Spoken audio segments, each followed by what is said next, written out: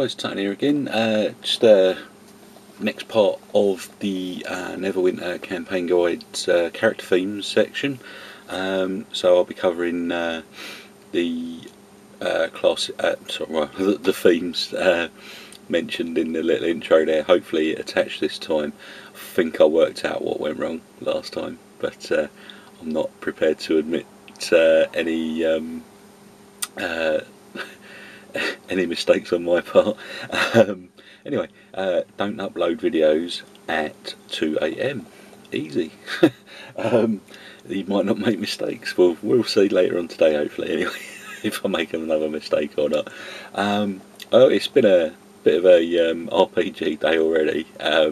It's 9 o'clock in the morning in the UK, and I got rudely awakened at 7:30 by Mr. Postman ringing the doorbell, and I weren't too bothered because he had a nice little package for me.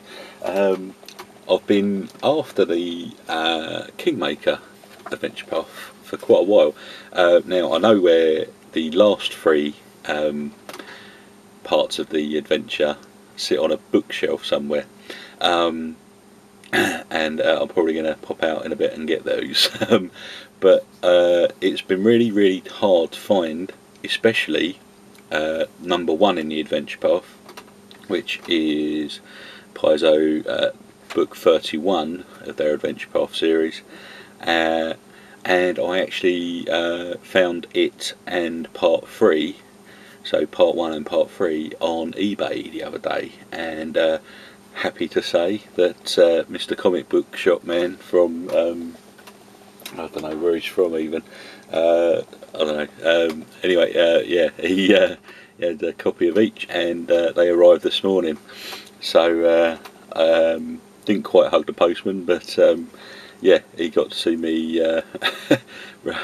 in my post slumber state. So I got part 1,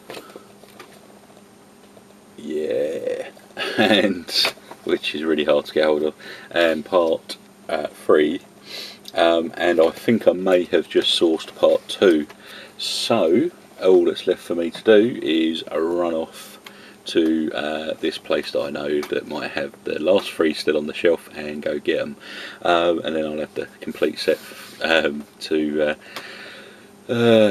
you know, quench my RPG thirst, if you like. Right, so I'm going to get on with the character themes. I'm going to sort of cut and paste this video together, because I'm probably going to be running around a bit this morning, and so I'll record different bits at different times and just edit it all together. So here's hoping it all goes to plan this time, and I'll see you in a bit with the Renegade Red Wizard. So, yeah. Hiya, I'm back. So first one up is Renegade Red Wizard. Try saying that 5 times fast. Basically, you were practicing in Fae, and you were sort of asked to reanimate one of your old scholars. This is the example I give in the book. One of your old classmates, if you like, after the instructor pretty much killed him when he flew into a necrotic rage. Anyway, so basically you kind of refused to reanimate your good friend and classmate, and managed to escape the academy, and just basically ran away as fast as you could, find yourself on the Sword Coast, which I like, is literally you ran as far as you could, and basically end up in Neverwinter, hoping to maybe start a new life for yourself. However, you soon learn that just get my light back on, that you know, the Fayans are actually here, and rumours are abound of them taking people in the night, and you just wonder how many have been turned into sort of their undead slave minions, if you like. So that's sort of the background that they give for the Renegade Red Wizard. The class requisite is wizards really, or other arcane characters, but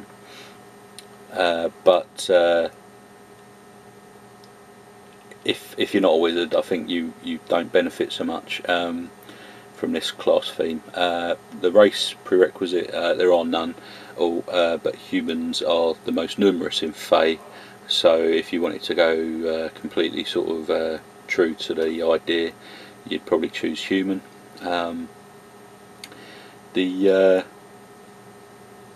You have a secondary school of red wizardry, and your associated skills are bluff, heal, religion and stealth. Starting feature, if you're hidden when you use an arcane attack and miss every target, you don't automatically become visible. They can make perception checks though, to see if you're just there, but I guess you would usually, be seen if you were hidden and missed your target, but that doesn't happen as a starting feature. Level 4, you don't gain the Apprentice Mage feat, normally gained by 4th level. Instead, when one of your arcane attack powers causes an effect that a save can end, the target takes a penalty to its saving throw against the effect instead.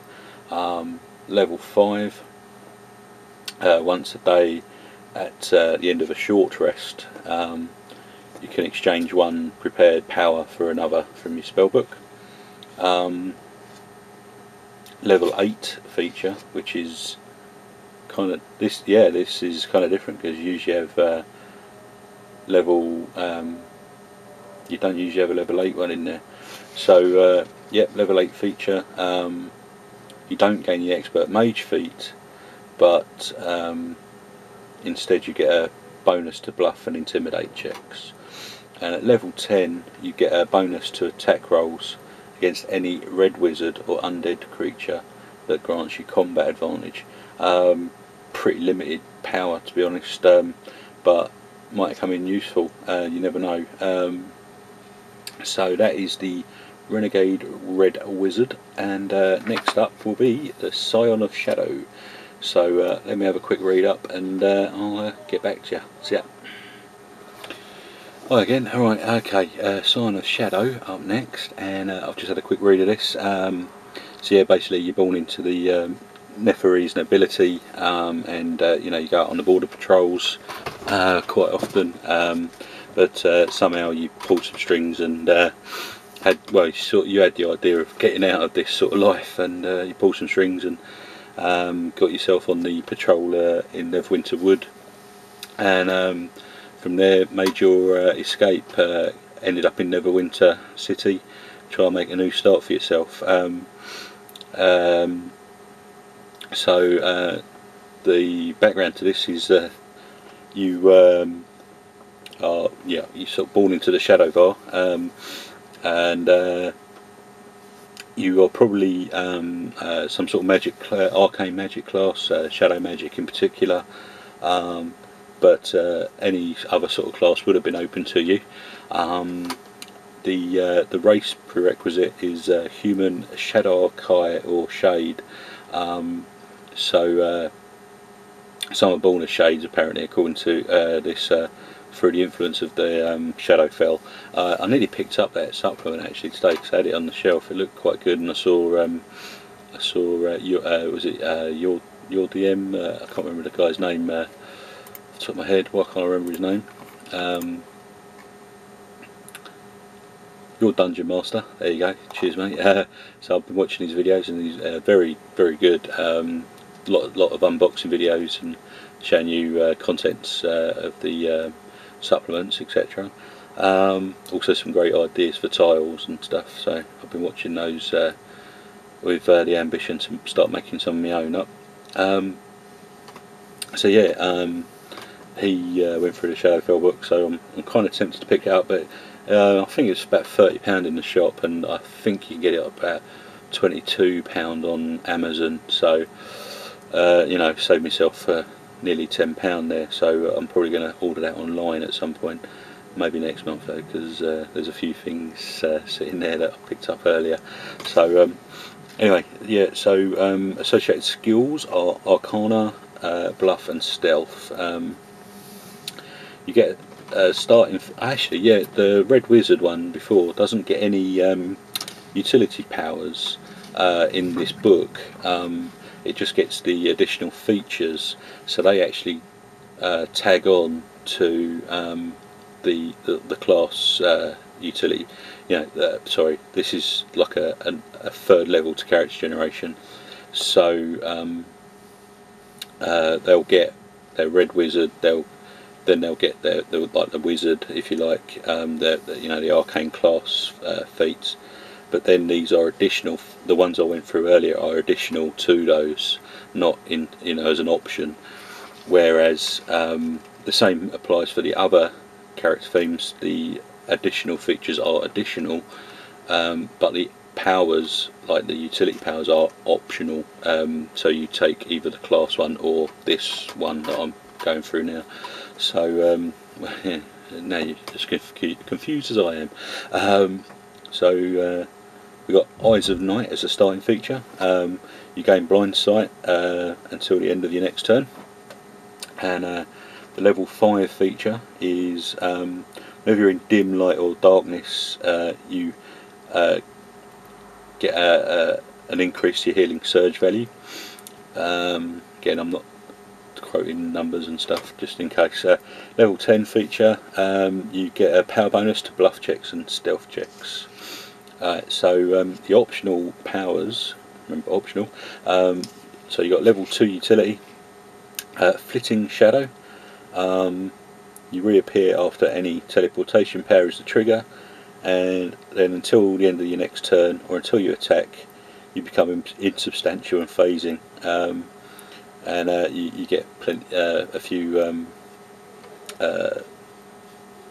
benefits from that.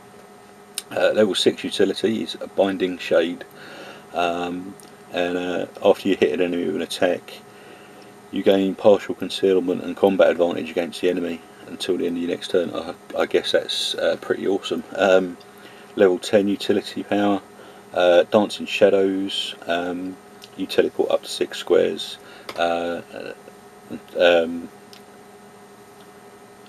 Until the end of the encounter, you teleport up to 6 squares until the end of the encounter. You can teleport up to 3 squares as a move action once per round. So that's pretty cool. You get 6 total, and you can move up to 3 in any one time. Pretty cool. I like these sort of teleport blink effects. I really do. They probably get you out of a lot of trouble. So I just have a picture of oh god, what's the X-Men? Nightcrawler, just, you know, phasing in, smack, phase out, smack, phase in, smack. Pretty cool. So anyway, that's the Scion of Shadow. And next up is Devil's Pawn, and I think, yeah, we've got 1, 2, 3 to go through now. So I'll try and get them all on this video. Alright, cheers, see ya. Right, oh yeah, back with the Devil's Pawn, and basically you are, the background they give you is you're a noble from Waterdeep, got in with the wrong crowd, you know, bit of a drunken, sort of debauched sort of nightlife. Some of these drunken nights turned into nights where they would play with dark powers, etc. And one of these nights you were late in turning up for one of these parties, and you get there to discover all your friends just completely brutally murdered. Yet there's like a fire pit, you know, in the middle of it all, and you're strangely drawn towards it. then you sort of you blank out and you kind of wake up in your own bed. You think it's just a bad dream, and then you look in the mirror and discover that you're marked with the sign of Asmodeus, or Asmodeus, however you pronounce it. Yeah, so that's fun. You kind of run away and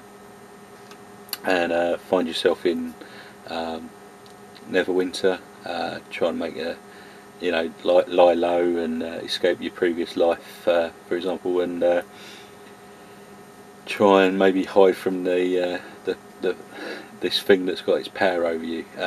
But it's going to be interesting to roleplay this, because it's kind of a secretive class.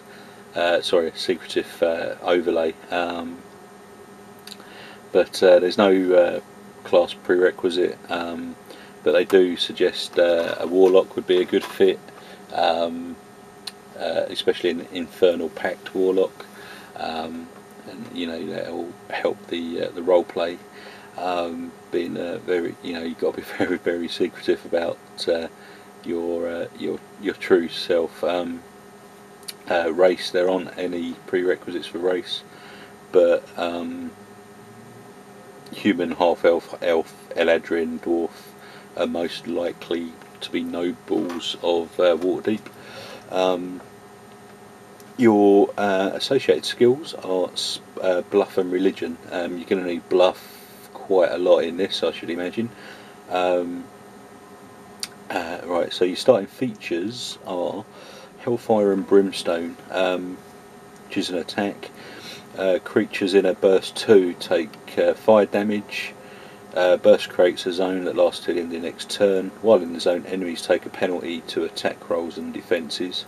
That goes up at level 11 to 7 to more damage.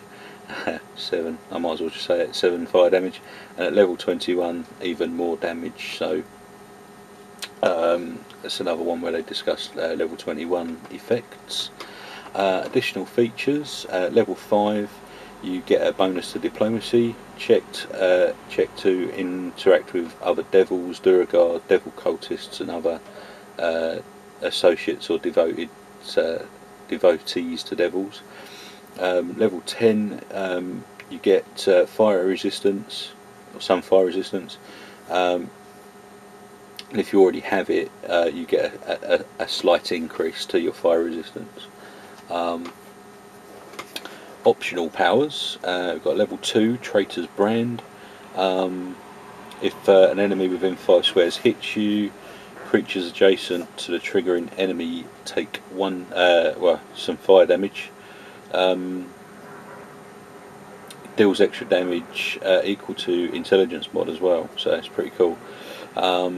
Utility level 6 utility power, Shielding Hellfire. You enter the Shielding Hellfire stance, which gives you a power bonus to stealth checks and fire resistance. The Infernal Pact part of this is whenever your Warlock's curse is triggered, you gain power bonus to damage rolls with fire attack powers until the end of your turn. That's it, comboing up with the Warlock class, obviously there. Level 10 power, Pit Fiend Harbinger. This is a polymorph. Until the end of your next turn, you get a bonus to AC, fly speed equal to your speed, and fire resistance again. While this effect persists, you can't spend healing surges, and must make an attack on your turn each round or take damage yourself. Can't be prevented or reduced in any way.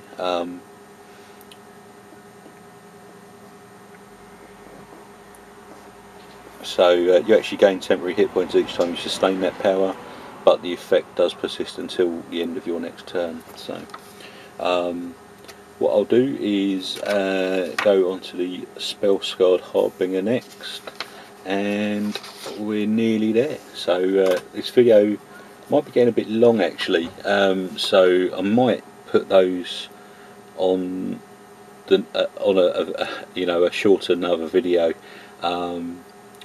I might discuss a couple of other things on that video as well. So yeah, so I'll probably end up doing that.